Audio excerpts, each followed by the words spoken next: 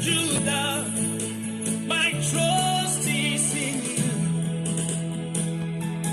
Ancient of days, my trust is in you. I am that I am, God. My trust is in you. Lily of the valley, my trust. Frères et sœurs de l'émission Le Royaume de Dieu. Le Royaume de Dieu est proche. Si tu n'es pas dans ce royaume, si tu n'y entres pas, tu es perdu. Et le Seigneur de gloire, le Tout-Puissant,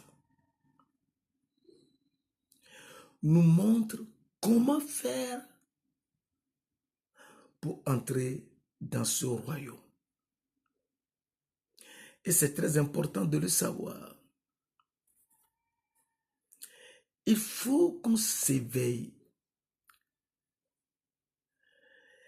Il faut qu'on ait cette possibilité de nous humilier afin que le Seigneur lui-même nous enseigne et nous montre le chemin pour aller dans le royaume de Dieu. Il ne faut jamais oublier que quand le Seigneur était venu sur cette terre, il n'a fait que nous prêcher sur le royaume de Dieu en nous disant « Repentez-vous, car le royaume des cieux est proche. » Et donc, il faut qu'on sache que le royaume de Dieu est important. Et c'est plus que tout.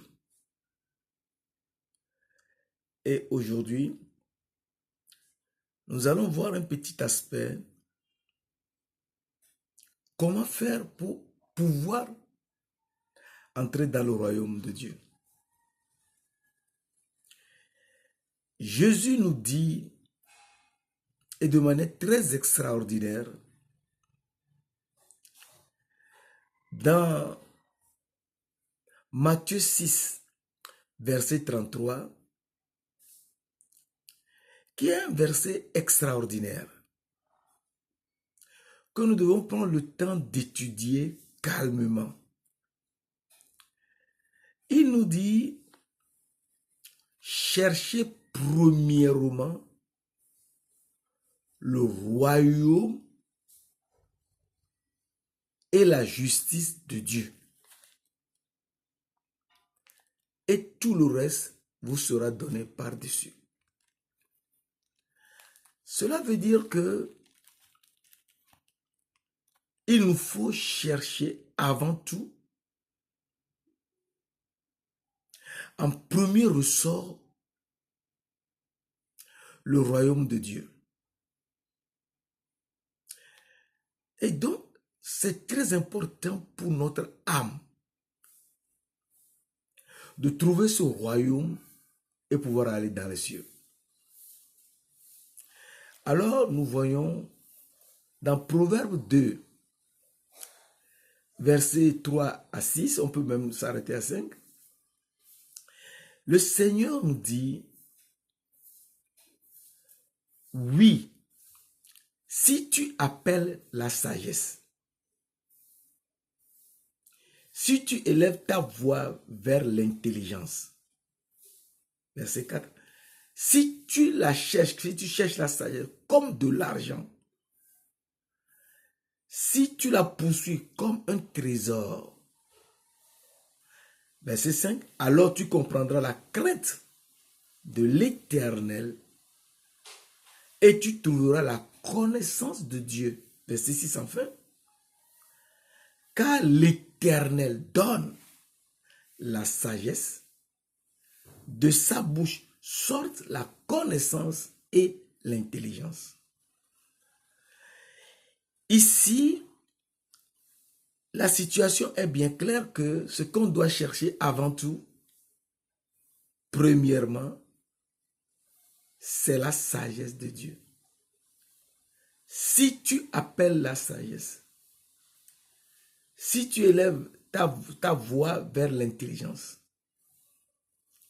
si tu cherches la sagesse comme l'argent,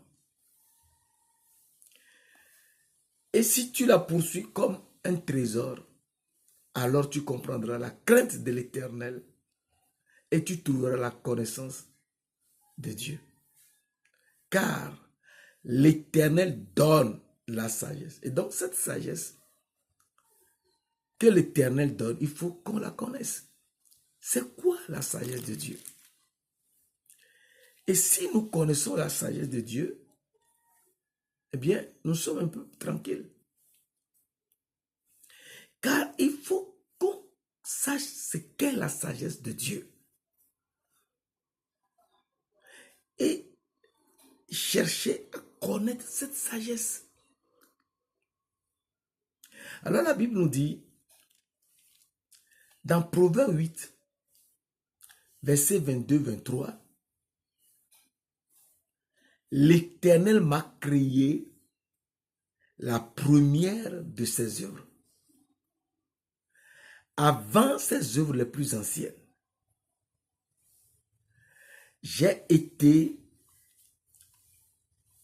établi depuis l'éternité, dès le commencement, avant l'origine de la terre. C'est-à-dire que avant même que Dieu ne crée les cieux et la terre, l'Éternel, qui est Dieu, a créé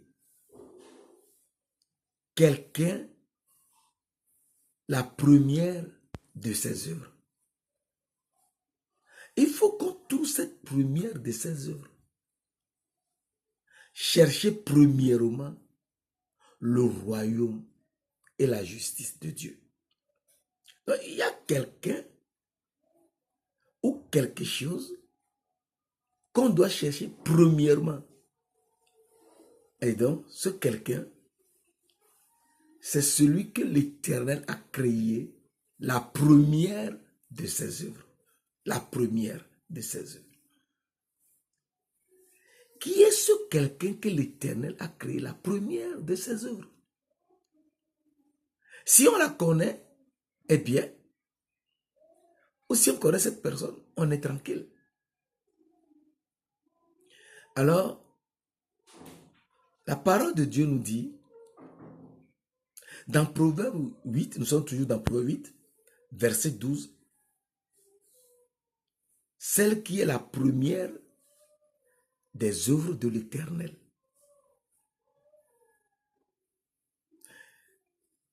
Celui que l'Éternel a créé, le premier-né. Il faut qu'on connaisse cette personne. Alors, Proverbe 8, verset 12 nous la montre. Moi, la sagesse, j'ai pour demeure le discernement.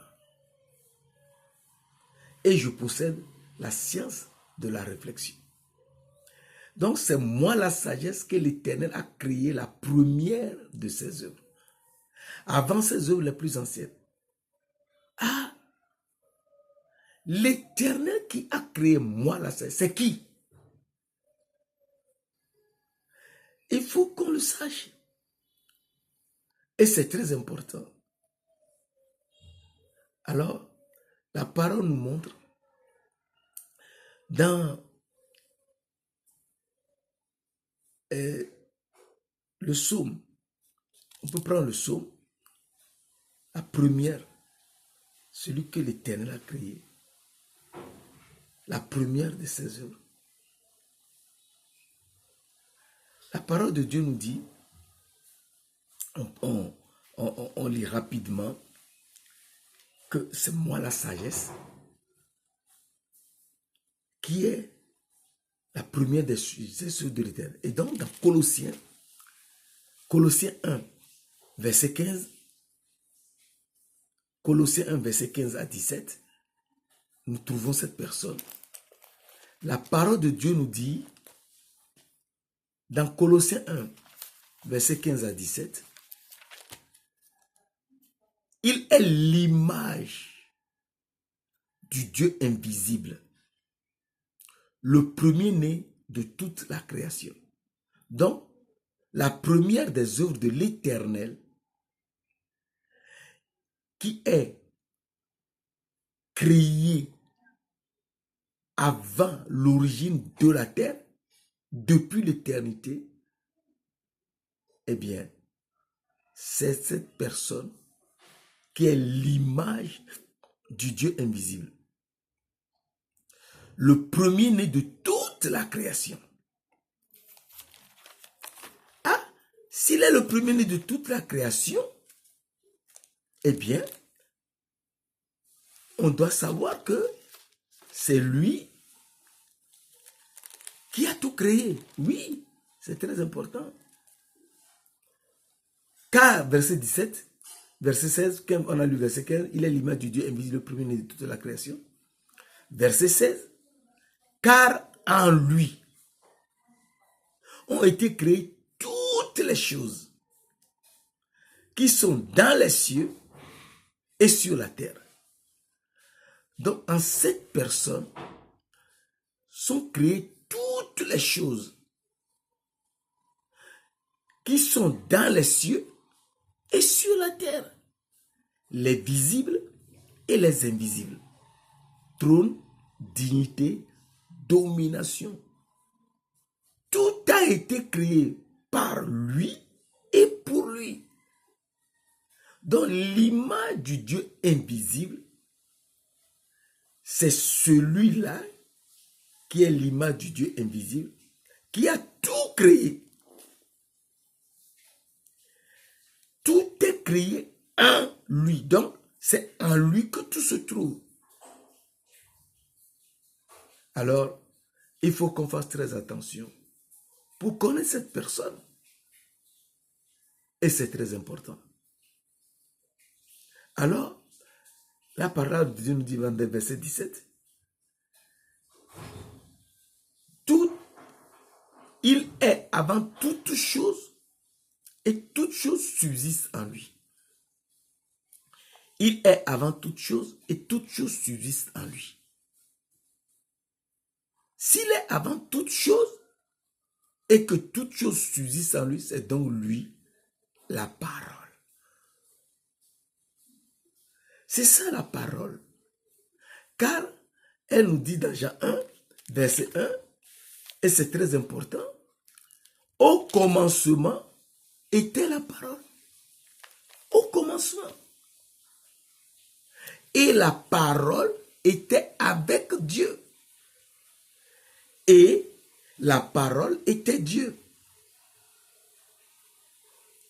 Elle était au commencement avec Dieu. Verset 2. Et verset 3 nous dit, toutes choses ont été faites par la parole. Et rien de ce qui a été fait n'a été fait sans la parole. Donc, rien de ce qui a été créé n'a été créé sans la parole. Donc, c'est la parole qui a tout créé. Et tout ce qu'elle a créé est en lui. Et donc, l'univers que nous disons, ce monde que nous disons, n'existe nulle part si ce n'est en la parole même. Qui est la parole? Il faut qu'on la connaisse. La parole, qui est-elle? Si on ne connaît pas la parole, on est perdu. L'Écriture nous dit dans Jean 1, verset 1, au commencement était la parole, et la parole était avec Dieu, donc l'âme de Dieu, et la parole était Dieu. Ah, donc la parole même, c'est Dieu. Puisqu'elle existait avant le commencement, était Dieu. au commencement était la parole, donc la parole existait avant le commencement. Ça, on l'avait vu la dernière fois. Et donc la parole qui existait avant le commencement est Dieu. Dieu, c'est qui Dieu? Qui est Dieu? Jean 4, verset 24 nous dit, Dieu est esprit. Jean 4, verset 24 nous dit, verset 24, Dieu est esprit. Et donc, si Dieu est esprit, donc la parole est esprit. D'où c'est la parole même qui est esprit, qui est l'esprit. Et donc, si elle est l'esprit, elle veut que nous la connaissions. Si on ne la connaît pas, on ne peut pas. Tout a été fait en la parole. Et rien de ce qui a été créé n'a été créé sans la parole. Donc nous devons faire très attention et connaître la parole. Qui est la parole? Qui est l'esprit? Alors, la Bible nous dit que la parole qui est esprit est invisible. Nous avons lu tout à l'heure dans Colossiens 1, verset 15. Il est l'image du Dieu invisible, le premier-né de toute la création. Ce Dieu invisible, c'est qui? Le Dieu invisible qui est l'esprit, qu'on ne peut pas voir. Mais si lui-même veut, l'esprit peut se révéler en tant que lumière à nous tous. Alors, qui est le Dieu invisible qui va venir sur cette terre en tant que l'image de Dieu? Le Dieu invisible, c'est un roi. Et c'est très important. Le Dieu invisible est un roi immortel qui ne meurt jamais, qui est le seul Dieu invisible, qui s'appelle l'Amen. Alors 1 Timothée 1, verset 17 nous dit, 1 Timothée 1, verset 17, il faut qu'on fasse très attention car c'est la parole de Dieu qui nous enseigne tous. On ne connaît rien, on est venu dans ce monde. Il faut qu'on sache qui a créé ce monde et pourquoi il a créé. Si on ne connaît pas ces élémentaires, on est perdu. Alors, la parole de Dieu nous dit, dans 1 Timothée 1, verset 17, au roi des siècles, immortel, invisible, seul Dieu, soit honneur et gloire au siècle des siècles. Amen. Donc nous comprenons que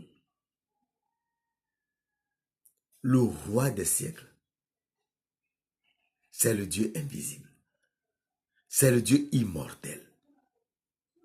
C'est le seul Dieu. C'est à lui l'honneur et la gloire au siècle des siècles. C'est lui qui s'appelle l'Amen. Alors, à partir de là, nous nous réveillons que le Dieu invisible, qui est le seul Dieu, qui est le roi invisible, s'est manifesté en chair. Il s'est manifesté en chair en tant qu'image du Dieu invisible. Et ce n'est qu'à partir de là que nous le connaissons, le Dieu invisible. Il est l'image du Dieu invisible. qui est l'image du Dieu invisible. Il faut qu'on le connaisse. Eh bien, la parole de Dieu nous dit dans Genèse 1, verset 27, Dieu créa l'homme à son image. Donc, c'est l'homme qui est l'image du Dieu invisible. Il créa l'homme à son image. Donc, c'est l'homme qui est l'image du Dieu invisible. Cet homme, c'est qui? C'est l'homme qui est dans le ciel. Et cet homme dans le ciel veut quelque chose. Et c'est pour cela qu'il a créé les cieux et la terre. Qu'est-ce que cet homme veut? Cet homme qui est l'esprit éternel, le Père éternel, la parole éternelle, qui est le Dieu invisible, le seul roi, le seul Dieu immortel. Qu'est-ce qu'il veut en créant les cieux et la terre? C'est très important de le savoir. Dans Matthieu 19, verset 4 à 6, Jésus nous montre cela. Jésus répondit, « N'avez-vous pas lu que le Créateur, au commencement, fit l'homme et la femme. » Au commencement, au moment où il n'y avait rien sur la terre. Au commencement, fit l'homme et la femme. Et qu'il dit, donc la parole est sortie. Dieu, la parole, s'est exprimée. Et qu'il dit, le Créateur est la parole. Et qu'il dit. Donc c'est l'Esprit qui dit. C'est l'Esprit qui est le Créateur. C'est le seul Dieu. C'est l'immortel. Et qu'il dit, c'est pourquoi l'homme quittera son père et sa mère et s'attachera à sa femme. Et les deux deviendront une seule chair. Verset 6. Ils ne sont plus deux, mais ils sont une seule chair. Que l'homme ne sépare donc pas ce que Dieu a une. Ils ne sont plus deux, ils sont une seule chair. Et donc, nous avons vu et qu'il dit, c'est pourquoi l'homme quittera son père et sa mère et s'attachera à sa femme.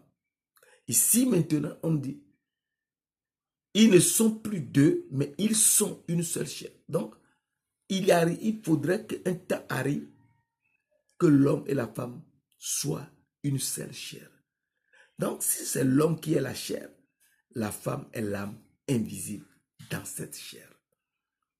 Et donc, il faudrait que la femme fasse tout pour trouver cet homme. Alors, la parole continue en nous disant, il le créa à l'image de Dieu. Qui Dieu a créé à son image. Il le créa à l'image de Dieu. C'est Christ qui est l'image de Dieu. Christ est l'image de Dieu, oui, Christ est l'image de Dieu. Et Christ qui est l'image de Dieu, il créa l'homme et la femme. Donc l'homme viendra sur cette terre pour trouver sa femme. Et il faudrait qu'on se prépare pour qu'on soit cette femme que l'homme a trouvée. Sinon, on est perdu. Dieu de gloire, Seigneur majestueux, nous te louons et nous t'adorons. Nous fléchissons les genoux devant toi. Nous, les humbles, qui commencent à te connaître comme étant l'Éternel, notre Créateur. Nous fléchissons les genoux devant toi, nous nous prosternons. Nous te disons Alléluia, Amen. Que ta gloire nous réveille et nous donne ta sagesse. Au nom de Jésus-Christ, notre Seigneur et notre gloire.